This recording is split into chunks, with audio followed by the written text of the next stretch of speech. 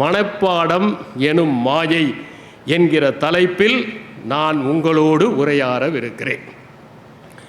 மனப்பாடம் செய்வதுதான் அறிவு என்கின்ற ஒரு பரவலான கருத்து நம்மிடம் இருக்கிறது. பொது புத்தியில் ஒன்றை மனப்பாடம் செய்துவிட்டால் அவர்கள் அறிவாளிகள் என்று நினைத்து கொள்கிறார்கள். மேடையிலே கடமுடா என்று கற்களை உருட்டுகிற மாதிரி ஒரு பாடலை சொல்லி அமர்ந்து விட்டால் உடனே எல்லோரும் கைத்தட்டி மகிழ்கிறார்கள். பொருள் புரிகிறதோ இல்லையோ, மூச்சு விடாமல் சொன்னால் அது பெரிய சாதனையாக கருதப்படுகிறது. அரிய கருத்துக்களை எல்லாம் கூறிவிட்டு மேடையிலிருந்து இறங்கி இருப்போம். வந்தவர்கள் அந்த கருத்தை பற்றியெல்லாம் கூற மாட்டார்கள். கையை பிடித்து கொண்டு உங்கள் நினைவாற்றல் பிரமிக்கத்தக்கதாக இருக்கிறது என்று அவர்கள் சொல்லுவார்கள். ஒரு துண்டு சீட்டு இல்லாமல், ஒரு மிடக்கு தண்ணீர் குடிக்காமல் நீங்கள் பேசினீர்களே என்று வியந்து போவார்கள். அப்படி மனப்பாடத்தை கொண்டாடுகிற ஒரு சமூகம் நிச்சயமாக அறிவை பின்னுக்கு தள்ளிவிடும் என்கின்ற காரணத்தினால்தான் மனப்பாடம் அல்ல அறிவு, அதை தாண்டியது என்கின்ற பொருளில் நான் பேச விழைகிறேன். 3 பதங்களை நாம் புரிந்து கொள்ள வேண்டும். ஒன்று தெரிந்து கொள்வது, இரண்டாவது அறிந்து கொள்வது, மூன்றாவது புரிந்து கொள்வது. தெரிந்து கொள்வது என்றால் ஒன்றை பற்றி மேம்போக்காக தெரிந்து கொள்வது.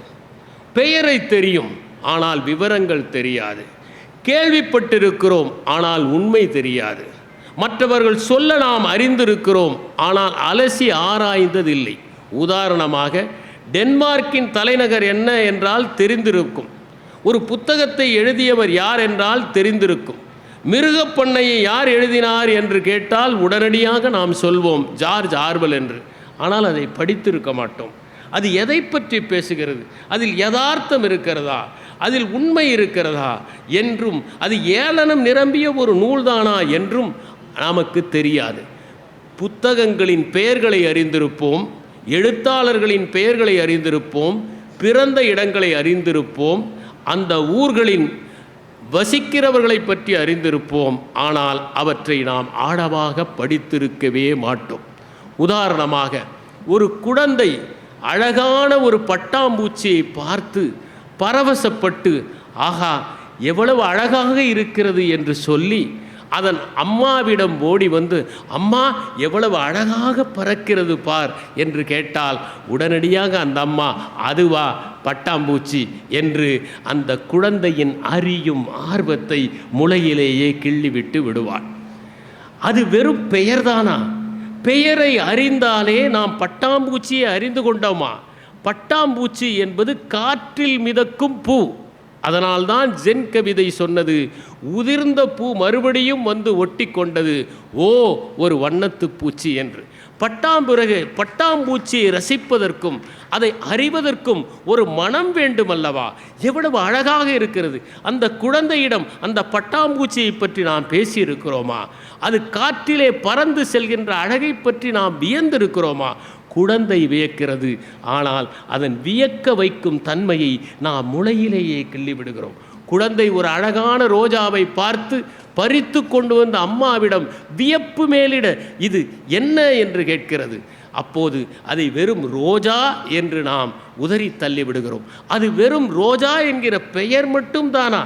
அதிலே துளிர்த்திருக்கிற பன்னீர் துளி எவ்வளவு அழகாக இருக்கிறது. அந்த மலர்களின் இதழ்கள் எவ்வளவு மென்மையாக இருக்கிறது. அதன் வாசம் எப்படி காற்று மண்டலத்தையே நறுமணமாக்கி விடுகிறது. இதையெல்லாம் அந்த குழந்தைக்கு ரசிக்கவும் அறியவும் தெரியவும் அதன் செடியை பார்க்கவும் சொல்லித் தருகிறோமா? முள்ளிருக்கிற அந்த செடியில்தான் அழகான ரோஜாக்களும் பூக்கிறது. அதுபோல நாம் சில மனிதர்களை அவர்களுடைய பிறப்பை வைத்தோ இருக்கும் இடத்தை வைத்தோ மதிப்பிடக்கூடாது. அபரிமிதமான குணங்கள் அவர்களிடம் ஏற்படும் என்பதை நாம் என்றாவது ரோஜாவை வைத்து அவர்களுக்கு சொல்லிக் கொடுத்திருக்கிறோமா?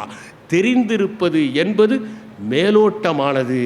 ஆனால் அதற்கு அப்பால் செல்வதற்கு குழந்தைகள் விரும்பினாலும், வியப்பதற்கு அவர்கள் தயாராக இருந்தாலும், அவர்கள் வியக்கிற தன்மையை நாம் முளையிலேயே கிள்ளிவிடுகிறோம். அதை போலத்தான் தெரிந்து வைத்திருப்பதை வைத்துத்தான் இன்று எல்லா சண்டைகளும் இருக்கின்றன. அறியாமல் வெறுமனே பெயர்களுக்காகத்தான் இன்று எல்லா சண்டைகளும் நிகழ்ந்து கொண்டிருக்கின்றன. ஒருவன் பச்சோந்தியை பார்த்தான்.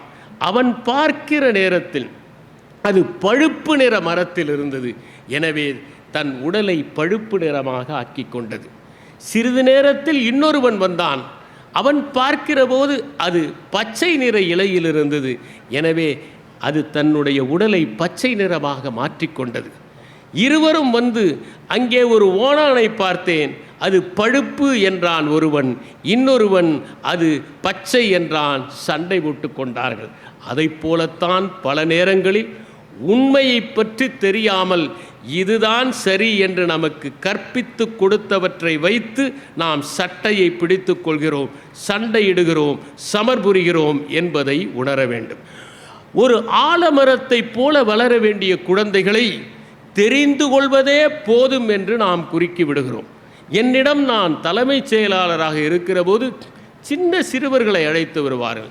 எல்லா நாடுகளின் தலைநகரங்களையும் இது சொல்லும் மனப்பாடமாக என்று அவர்கள் சாதனை புரிந்ததாக நினைப்பார்கள். அந்த குழந்தைகளை ஒரு சாதனை பொம்மைகளாக மாற்றி தெரிந்து வைத்திருப்பதோடு நிறுத்தி வைப்பதற்கான முயற்சியைத்தான் அவர்கள் மேற்கொள்ளுகிறார்கள் என்பதை நான் இந்த இடத்திலே சுட்டிக்காட்ட விரும்புகிறேன். சுந்தர ராமசாமி தன்னுடைய நூலில் குறிப்பிடுவார், நீங்கள் வேட்டை நாயோடு நடைபயில வேண்டும், பொம்மை நாயோடு நடைபயிலக்கூடாது என்று. குழந்தைகள் வேட்டை நாயாக இருக்க விரும்புகிறார்கள், ஆனால் அவர்கள் நாமை பொம்மை நாயாக ஆக்கி விடுகிறோம். ஆலமரமாக கிளைகளை விரிக்க வேண்டிய அவர்களை தொட்டி செடியாக ஆக்கி விடுகிறோம். அப்போதுதான் போகிற இடங்களுக்கெல்லாம் அவர்களை எளிதில் தூக்கி கொண்டு போக முடியும் என்கிற காரணத்தால் அவர்களை கேள்வி கேட்பவர்களாக மாற்ற வேண்டும். இதுதான் என்று சொல்லக்கூடாது, இது ஏன் என்று கேட்பவர்களாக மாற்ற வேண்டும். எனக்கு ஒரு சம்பவம் நினைவுக்கு வருகிறது. ஒரு தந்தையிடம் மகன் கேட்டான், ஏனப்பா மரங்களின் வேர்கள் கீழே போகின்றன, அதன் இலைகள் மேலே போகின்றன? தெரியாது. இலைகள் ஏன் பச்சையாக இருக்கின்றன? தெரியாது. ஏன் மழை பெய்கிற போது அந்த இலைகளே ஈரத்தை உறிஞ்சிக் கொள்ளலாமே, ஏன் மண் உறிஞ்சுகிறது வேர்களின் வழியாக? அப்போது அவர் தெரியாது என்று சொன்னார்.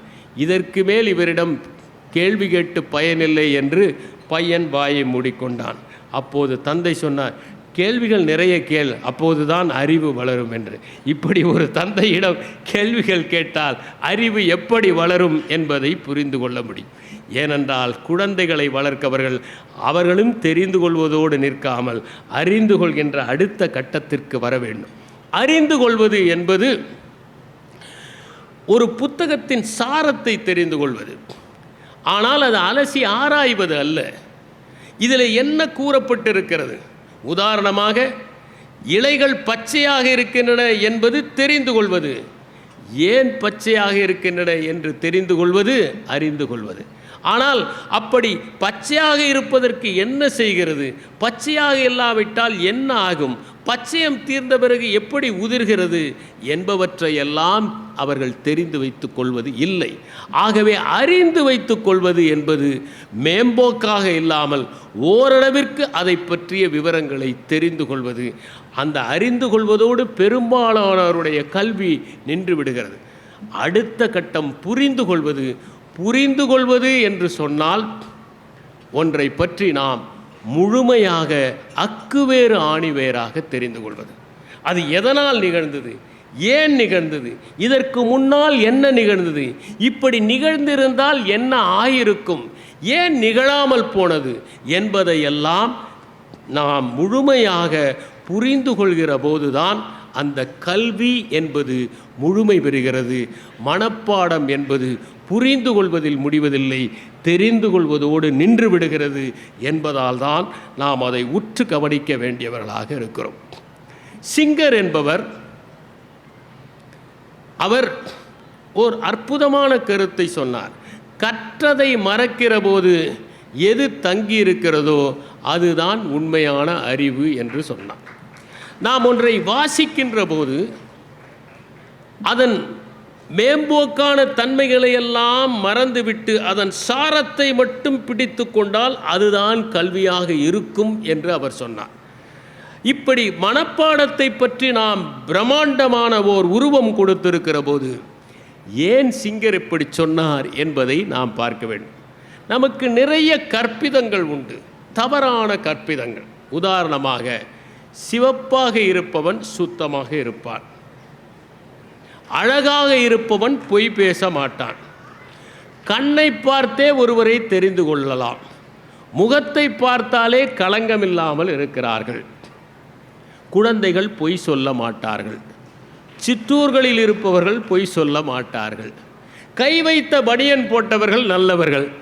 இப்படி ஏகப்பட்ட கற்பிதங்கள் நம்மிடம் இருக்கின்றன. இந்த கற்பிதங்கள் எதனால் வந்தன என்றால், ஒரு ஒளிவட்ட பார்வை, ஆங்கிலத்தில் ஹாலோ எஃபெக்ட் என்று சொல்லுவார்கள். உதாரணமாக, ஒரு பரிமாணத்தில் ஒருவர் திறன் படைத்தவராக இருந்தால் அவர் எல்லா பரிமாணங்களிலும் திறன் படைத்தவர்களாக இருப்பார்கள் என்று நாம் நம்புகிறோம். அதனால்தான் ஒருவர் சிறந்த இலக்கியவாதியாக இருந்தால் அவர் நேர்மையாளனாகவும் இருப்பார் என்று நினைக்கிறோம். ஒருவர் மிகச்சிறந்த பேச்சாளராக இருந்தால் அவர் மிகச்சிறந்த இலக்கியவாதியாகவும் இருக்க வேண்டும் என்று நினைக்கிறோம். இப்படி ஒரு பரிமாணத்தில் சிறந்தவர்களை அடித்த பரிமாணத்துக்கு விரிவுபடுத்துகிறவர்களாக நாம் இருக்கிறோம். இன்னொன்று, ஒரே மாதிரி பொதுமைப்படுத்துவது என்றால் ஸ்டீரியோ டைப்பிங். உதாரணமாக, ஒரு ஊரை சார்ந்தவர்கள் இப்படித்தான் இருப்பார்கள், ஒரு நாட்டை சார்ந்தவர்கள் இப்படித்தான் இருப்பார்கள் என்று கூறுவது. உதாரணமாக, ஒரு முறை லயர்ஸ் பாரடாக்ஸ் என்கிற ஒன்று, கிரேட் நாட்டில் பிறந்தவர்கள் எல்லாம் பொய் சொல்பவர்கள் என்று ஒருவர் சொன்னார். ஆனால் அவரே அந்த கிரேட் நாட்டிலே பிறந்தவர். அப்படி என்றால் இந்த வாக்கு மூலமே பொய்யாக இருக்க வேண்டும். ஒருவேளை அந்த வாக்கு மேலும் பொய்யாக இருந்தால் அவர்கள் உண்மை பேசுபவர்களாக இருக்க வேண்டும். அவர்கள் உண்மை பேசுபவர்களாக இருந்தால் இவர் உண்மை பேசுபவராக இருக்கு. இது ஒரு சிக்கல். அதை போல பொதுமைப்படுத்துகிற குணம் நம்மிடையே இருக்கிறது. ஹார்வர்ட் பிஸ்னஸ் ரிவ்யூ என்கிற ஆய்வு இதழ் ஒன்று ஹார்வர்ட் பல்கலைக்கழகத்தில் வெளியிடப்படுகிறது. அதிலே ஒரு கட்டுரையை நான் பார்த்தேன். ஆளுமை தேர்வுகளோ நேர்காணல் தேர்வுகளோ ஒரு நிறுவனத்தில் நடக்கிற போது ஆப்பிரிக்க மக்களுக்கு குறைவான மதிப்பெண்கள் தான் கொடுக்கப்படுகின்றன. அவர்களுக்கு கொடுக்கப்பட வேண்டிய மதிப்பெண்கள் கொடுக்கப்படுவதில்லை. அவர்கள் நன்றாக அந்த நேர்காணலில் விடைகளை அளித்தால் கூட அவர்கள் நிறத்தின் காரணமாக அவர்களுக்கு மதிப்பெண்கள் கொடுக்கப்படுவதில்லை. உயரம் குறைவாக இருந்தால் அவர்களுக்கு மதிப்பெண்கள் கொடுக்கப்படுவதில்லை. இவையெல்லாம் நம்மிடம் இருக்கின்ற அந்த ஒளிவட்ட பார்வையை உணர்த்துகிறது. அதை போலத்தான் தெரிந்து வைத்திருப்பதும் மனப்பாடம் செய்வதும் அறிவு என்கின்ற அந்த ஒளிவட்ட பார்வை நம்மிடம் இருக்கிறது என்பதை ஒத்துக்கொள்ள வேண்டும். நாம் பல இடங்களில் தொடக்க பள்ளிகளுக்கு சென்று பார்த்தால் ஒரு காட்சியை காணலாம். ஆசிரியர் சத்தமாக ஒரு செய்தியை சொல்ல மாணவர்கள் அனைவரும் குழுவாக பின்பாட்டு பாடுவார்கள். இவ்வாறு சொல்லிக் கொடுத்து அவற்றை மனப்பாடம் செய்ய வைப்பார். இவற்றால் என்ன பயன் என்பதை நாம் சிந்தித்து பார்க்க வேண்டும். மதிப்பெண்களை மனப்பாடத்தின் அடிப்படையில் வழங்குவது என்பது தவறான அணுகுமுறை மட்டுமல்ல, அது அவர்களை மேலும் தேட வைக்காமல் இருந்துவிடும் என்கின்ற அச்சமும் எனக்கு உண்டு. உதாரணமாக, ஓர் அரையாண்டு தேர்வில் நீ தீபாவளியை எப்படி கொண்டாடினாய் என்கிற கேள்வியை கேட்டால் இது பாடத்திட்டத்தில் இல்லை என்று பயந்து போகிற மாணவர்கள் இருக்கிறார்கள். அவர்கள் தீபாவளியை எப்படி கொண்டாடினார்கள் என்று எழுதலாம் அல்லவா? ஆனால் அவர்கள் தெரிந்து வைத்திருக்கிற கல்வியின் காரணமாக இந்த சிக்கலுக்கு உள்ளாகிறார்கள். நீங்கள் எங்கே அரையாண்டு விடுமுறையை கழித்தீர்கள் என்கிற ஒரு கேள்வியை கேட்டால் சென்னையிலிருந்து கன்னியாகுமரி வரை உள்ள மாணவர்கள் வேடந்தாங்களுக்கு சென்றேன் என்று எழுதுகிறார்கள். ஏனென்றால் அப்படித்தான் அந்த குறிப்பிலே கொடுக்கப்பட்டிருக்கிறது. சொந்தமாக ஒரு மாணவன் நான் அரையாண்டு விடுமுறையில் எங்கும் செல்லவில்லை என்ற உண்மையை எழுதினால் அவனுக்குத்தான் முழு மதிப்பெண்கள் கொடுக்க வேண்டும். ஏனென்றால் அவன் உண்மையை எழுதியிருக்கிறான், புரிந்து கொண்டு எழுதியிருக்கிறான் என்பதை நாம் ஒத்துக்கொள்ள வேண்டும். எனவே மனப்பாடம் செய்ய வேண்டும் என்கின்ற அந்த நெருக்கடியிலிருந்து மாணவர்களை விடுவித்தாலே அவர்கள் விஞ்ஞானிகளாக, கவிஞர்களாக, ஆராய்ச்சியாளர்களாக, சுய சிந்தனை உள்ளவர்களாக மறுமலர்ச்சி பெறுவார்கள் என்பதை நான் திடமாக நம்முடைய இந்த பாரம்பரியத்தில் மனப்பாடம் எப்படி இடம்பெற்றது என்பதை நாம் பார்க்க வேண்டும். தொடக்க காலத்தில் மனிதன் எழுதுவது என்பது சிரமமாக இருந்தது. மேற்கில் கூட ஆரம்பத்தில் அவர்கள் பாறை ஓவியங்களில் இருந்து தொடங்கியவர்கள். அதற்கு பிறகு பார்ச்மெண்ட் என்கின்ற ஒன்றில் எழுதினார்கள். பிறகு அந்த பேப்பிரஸ் என்கின்ற ஒன்றில் எழுதினார்கள். பிறகு அவர்கள் மாட்டுத்தோல், ஆட்டுத்தோல் ஆகியவை அவற்றில் பார்ச்மெண்ட் என்பவற்றில் எழுதினார்கள்.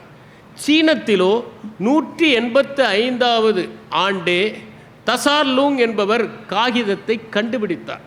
ஆனால் அவர் கண்டுபிடித்த காகிதத்தை ரகசியமாக வைத்திருந்தார். அதற்கு பின்பு அரேபியர்கள் ஒரு போரில் காகித நுட்பம் தெரிந்த ஒரு சீனரை கைது செய்து அழைத்து சென்று அவர்கள் காகிதத்தை கற்றுக்கொண்டார்கள். பிறகு அந்த பேட்டில் ஆஃப் தலாஸ் என்பது, அதற்கு பிறகு அவர்கள் அதை ரகசியமாக வைத்து கொண்டார்கள். காகிதம் என்பது கிழக்கத்திய நாடுகளுக்கு செல்லவில்லை. ஒரு காலகட்டத்தில் மேற்கில் கூட பேப்பிரஸ் குறைவாக ஆனபோது இராணுவத்தினுடைய எண்ணிக்கை 2 லட்சமாக இருந்தது, 30,000, 20,000 என்று குறைந்து போனது என்று ஃப்ரூட்ஸ் ஆஃப் வார் என்கிற புத்தகத்தில் மைக்கேல் ஒயிட் குறிப்பிடுகிறார். ஆக எழுதுபொருட்கள் என்பதுதான் ஒரு சமூகத்தினுடைய கிரகிக்கின்ற தன்மையை தீர்மானிக்கிறது. இந்தியாவிலே ஓலைச்சுவடிகளிலே எழுதினார்கள். ஓலைச்சுவடியிலே எழுதுவது மிகவும் சிரமம். அதை நகலெடுப்பவர்கள் மிகவும் குறைவு. அதனால் ஓலைச்சுவடிகளில் இருப்பவற்றை அப்படியே அடுத்த தலைமுறைக்கு கடத்துவதற்கு மனப்பாடத்தை தேர்ந்தெடுத்தார்கள். அது மட்டுமல்ல, எல்லாவற்றையும் எளிதில் கிரகித்து கொள்ளுகின்ற வகையில் எதுகையும் மோனையும் கொண்ட பாடல்களாக எழுதினார்கள். அதுவும் தமிழில் எடுத்துக்கொண்டால் மருத்துவம், ஆன்மீகம், இலக்கியம், பொருளாதாரம், கணிதம் போன்ற அனைத்துமே செய்யுள்களாக இயற்றப்பட்டன. ஒரு தலைமுறை அடுத்த தலைமுறைக்கு வாய்மொழியாக சொல்லிக் கொடுக்க அது அடுத்த தலைமுறைக்கு அதை உணர்த்தும். இதன் காரணமாகத்தான் மனப்பாடம் என்பது கற்றுக்கொள்வதில் ஒரு முக்கியமான பங்கு நம்முடைய பாரம்பரியத்தில் வகித்தது. ஆனால் அதற்கு பிறகு காகிதம் வந்தாலும் அந்த காகிதத்தை நாம் தோடர்களாக கொண்டு மனப்பாடத்திலிருந்து விடுபட்டிருக்க வேண்டும். ஒரு சின்ன சிலிக்காவில் அனைத்து தகவல்களையும் நாம் சேகரிக்க முடியும் என்றால் அவற்றையெல்லாம் மண்டையிலே ஏற்றிக்கொள்ள வேண்டிய அவசியம் நமக்கு இல்லை என்பதை நாம் ஒற்றுக்கொள்ள வேண்டும். அதை வைத்துக்கொண்டு நாம் என்ன செய்ய போகிறோம் என்பதுதான் மிகவும் முக்கியம் என்பதை நாம் உணர வேண்டும். இந்த அடிப்படையில் தான் நாம் சிங்கர் என்ன சொன்னார் என்பதை பார்க்க வேண்டும். சிங்கரை பொறுத்தவரை அவர் பல பரிசோதனைகள் செய்தவர். ஆப்பரண்ட் கண்டிஷனிங் என்கிற ஒன்றை அவர்தான் உருவாக்கினார். கல்வியில் புதிய முறைகளும் புதிய குறிக்கோளும் என்கிற புத்தகத்தை எழுதியவர் அவர். அவருக்கு முன்னால் ரஷ்ய விஞ்ஞானியான பாவ்லோவ் என்பவர் நாய்களை வைத்து ஒரு பரிசோதனை செய்தார். ஒரு நாய்க்கு மணி அடிக்கிற போது ரொட்டி தொண்டை கொடுத்தால் எப்போது மணி அடித்தாலும் அதன் நாக்கிலே எச்சில் சுரக்கும் என்பதுதான் அந்த பரிசோதனையுடைய விளைவு. ஆகவே நீங்கள் மாணவர்களை கற்கிற முறைக்கு ஒரு வகையாக ஒரு ஒழுக்கத்திற்குள் கொண்டு வரலாம். அப்படி கொண்டு வந்தால் அவர்கள் கற்றுக்கொள்வார்கள் என்பதுதான் அந்த கிளாசிக்கல் கண்டிஷனிங் என்கின்ற அந்த பாவ்லோவருடைய கோட்பாடு. இதை படித்துவிட்டு எங்கள் பக்கத்து வீட்டிலே இருந்த ஒருவர் தன்னுடைய நாய்க்கு மணியடித்து ரொட்டி போட ஆரம்பித்தார். அது ஒரு 3 மாதங்கள் கழித்து அந்த நாய் அவர் மணியடித்தால் தான் சாப்பிடுவேன் என்று அவரை பழக்கிவிட்டது. நாயை பழக்க இவர் நினைத்தார், ஆனால் நாய் அவரை பழக்கி விட்டது. இந்த ஆப்பரண்ட் கண்டிஷன் என்பதில் ஒரு ஊக்கத்தை கொடுப்பது, ஒரு செயலை செய்தால் அதற்கு உணவு கொடுப்பது. அப்படி செய்கிற பழக்கத்தின் மூலமாக அது ஒரு செயலை செய்வதற்கு உந்துதல் உண்டாகிறது. அதன் மூலம் நாம் கற்கலாம். உதாரணமாக ஒரு வகுப்பிலே ஒரு மாணவன் தொடர்ந்து குறும்பு செய்கிறான் என்றால் குறும்பு செய்யாமல் இருந்தால் அவனுக்கு ஒரு பரிசை தருவது, குறும்பு செய்தால் ஏற்கனவே தருகிற ஒன்றை நிறுத்தி விடுவது. இப்படி செய்வது பாசிட்டிவ் ரீஎன்ஃபோர்ஸ்மெண்ட், நெகட்டிவ் ரீஎன்ஃபோர்ஸ்மெண்ட். இப்படி செய்கிற போது நாளடைவில் அந்த மாணவன் நன்னடத்துக்கு மாறிவிடுவான் என்பதுதான் சிங்கர் சொன்ன அந்த கோட்பாடு. அந்த கோட்பாடின் அடிப்படையிலே நாம் பார்க்கிற போது மனப்பாடம் செய்கிற அந்த தேவை இல்லை. இன்று நாம் எளிதிலேயே ஒன்றை கிரகித்து கொள்ள முடியும் என்கிற நிலைமை இன்று உருவாகிவிட்டது என்கிற காரணத்தால் நாம் இன்று மனப்பாடத்தை பொறுத்தவரை குழந்தைகள் ஒன்றை கற்றுக்கொள்வதற்கு, அவர்கள் முழுமையாக புரிந்து கொள்வதற்கு சாதகமாக நாம் பணியாற்ற வேண்டியவர்களாக இருக்கிறோம். சரி, மகத்தான மனிதர்கள் வரலாற்றிலே இருந்திருக்கிறார்கள். அவர்களெல்லாம் மனப்பாட புலிகளாகவா இருந்திருக்கிறார்கள்? நியூட்டன் மிகப்பெரிய அறிஞர், விஞ்ஞானிகளின் விஞ்ஞானி என்று பாராட்டப்பட்டவர். அவருக்கு பல நேரங்களில் சாப்பிடுவதற்கே மறந்து போய்விடும், தன்னுடைய அறையிலேயே இருந்து விடுவார். அப்படி மறதி மன்னராக இருந்தவர் தான் நியூட்டன். ஐன்ஸ்டீன் மிகச்சிறந்த விஞ்ஞானி, சார்பியல் கோட்பாடை கொடுத்தவர். அப்படிப்பட்ட அறிஞராக இருந்த அந்த ஐன்ஸ்டீன் பல நேரங்களில் எந்த சந்திப்பு கொடுத்தாரோ அந்த சந்திப்பை மறந்துவிட்டு அதற்கு செல்லாமலேயே இருந்து விடுவார். சில நேரங்களில் தன்னுடைய வீட்டு முகவரியே மறந்து விடுவார். தன்னுடைய தொலைபேசி எண்ணே அவருக்கு நினைவில் இருக்காது. புத்தகத்தை பார்த்துத்தான் தொலைபேசி எண்ணை சொல்வார். ஒருவர் கேட்டார், உங்களுடைய தொலைபேசி எண்ணே உங்களுக்கு தெரியாதா? எனக்கு எதற்கு தெரிய வேண்டும்? யார் தொலைபேசியில் அழைக்க விரும்புகிறார்களோ அவர்களுக்குத்தான் தெரிய வேண்டும் என்று குறிப்பிட்டார். டெஸ்லா மிகப்பெரிய அறிஞர், ஆல்டர்னேட்டிங் கரண்ட் என்கின்ற ஒன்றை கண்டுபிடித்தவர். அவரோ மறதி மன்னராக திகழ்ந்தார். சார்ல்ஸ் டார்வின் பரிணாம வளர்ச்சி கொள்கையை உலகுக்கு அளித்த ஒப்பற்ற மனிதர். 5 ஆண்டுகள் பீகிள் என்கின்ற கப்பலில் பயணம் செய்து அந்த கோட்பாடை அளித்தவர். அவரோ பல நேரங்களில் மறந்து போய் சாதாரண செருப்புகளோடு வெளியே சென்று விடுவார். பிறகுதான் அது சாதாரண செருப்புகளோடு, நம்மூரை போல அல்ல, சாதாரண செருப்புகளோடு வந்துவிட்டோம் என்பதை உணர்வார். நெயில் போர் என்பவர், அவரும் நோபல் பரிசு பெற்றவர், அவரும் மறதியோடு இருந்தவர். எடிசன் மறதியில் உச்சத்தை தொட்டவர். அவருடைய திருமணத்தையே மறந்து தாமதமாக சென்றவர். அது மட்டுமல்ல, ஒரு முறை முட்டையை வேக வைக்க வேண்டும். ஒரு கையிலே கடிகாரம் 5 நிமிடத்தை பார்ப்பதற்காக, இன்னொரு கையிலே முட்டையை வைத்திருந்தார். முட்டை வேகிறது, ஆனால் உண்மையில் அவர் கடிகாரத்தை சுடுது வெந்நீரில் போட்டுவிட்டு முட்டையை கையில் ஏந்தி கொண்டிருந்தார். ஒரு முறை ஏதோ ஒரு அனுமதி பெறுவதற்காக ஒரு அலுவலகத்திற்கு சென்றார். அந்த அலுவலகத்தில் அவர் கவுண்டர் வரை சென்று விட்டார். அவர்கள் எடிசன் என்று கூப்பிட்டார்கள். உன்னை இவர் திரும்பி யார் எடிசன் என்று கேட்டார். அப்படிப்பட்ட மறதிக்கு சொந்தமானவராக இருந்தவர். சில நேரங்களில் அவர் கண்டுபிடித்ததையே திரும்ப கண்டுபிடிப்பார். மனைவி சொல்வார், இதை ஏற்கனவே நீங்கள் கண்டுபிடித்து விட்டீர்கள் என்று. அத்தகைய மறதி மன்னர். சாக்ரட்டிஸ் மிகப்பெரிய அறிஞர். பல நாட்கள் வீதியிலே சிந்தனையிலே ஆழ்ந்து எங்கே இருக்கிறோம் என்பதையே மறந்து விடுவார். எனவே மனப்பாட புலிகளாக இருப்பவர்கள்தான் மகத்தான சாதனைகள் புரிய வேண்டும் என்கிற அடிப்படை இல்லை என்பதை நாம் தெரிந்து கொள்ள வேண்டும். நினைவாற்றல் என்றால் என்ன என்பதை புரிந்து கொள்ள வேண்டும். நினைவாற்றல் வேறு, மனப்பாடம் வேறு. நினைவாற்றல் இயல்பானது, மனப்பாடம் செயற்கையானது. நினைவாற்றல் என்பது தண்ணீரில் தானே மிதக்கும் சருகு போன்றது. ஆனால் மனப்பாடம் என்பது மூழ்கி இருக்கிற கல்லை கட்டி வெளியே எடுப்பதை போல. நினைவாற்றல் என்பது மகிழ்ச்சியை தருவது, ஆனால் மனப்பாடம் என்பது அயர்வை தருவது. நினைவாற்றல் என்பது அலுப்பு தட்டாது, மனப்பாடம் என்பது சலிப்பை ஏற்படுத்தும். நினைவாற்றல் என்பது ஒருவர் எந்த பிரயத்தனமும் செய்யாமல் மனத்திலே தங்கியிருப்பது. அதனால் நினைவாற்றல் உள்ளவர்கள் ஒன்றை நினைவில் வைத்துக் கொள்வதற்கு தலைவலி வருவதில்லை. மனப்பாடம் செய்பவர்களுக்கு நினைவில் வைத்துக் கொள்வதற்கு தலைவலி வரும். அது மட்டுமல்ல, முதலடி எப்போதும் முக்கியமாக இருக்கிறது மனப்பாடத்தில். நினைவாற்றல் வைத்திருக்கிறவர்களோ புரிந்து கொள்ளுகிறார்கள். புரிந்து கொண்டு செய்வதால் அது அவருடைய வாழ்வின் ஒரு பகுதியாகவே ஆகிவிடுகிறது. தொடக்கத்திலே நீங்கள் ஒரு காரை ஓட்டுகிற போது அதை தெரிந்து கொண்டு ஓட்டுகிறீர்கள். ஒவ்வொரு முறையும் பிரேக்கை அழுத்துகிற போது இது பிரேக், இது கிளட்ச், இது ஆக்சிலரேட்டர் என்று சொல்லிக்கொண்டு அமுக்குகிறீர்கள். இது தெரிந்து கொண்டு ஓட்டுவது.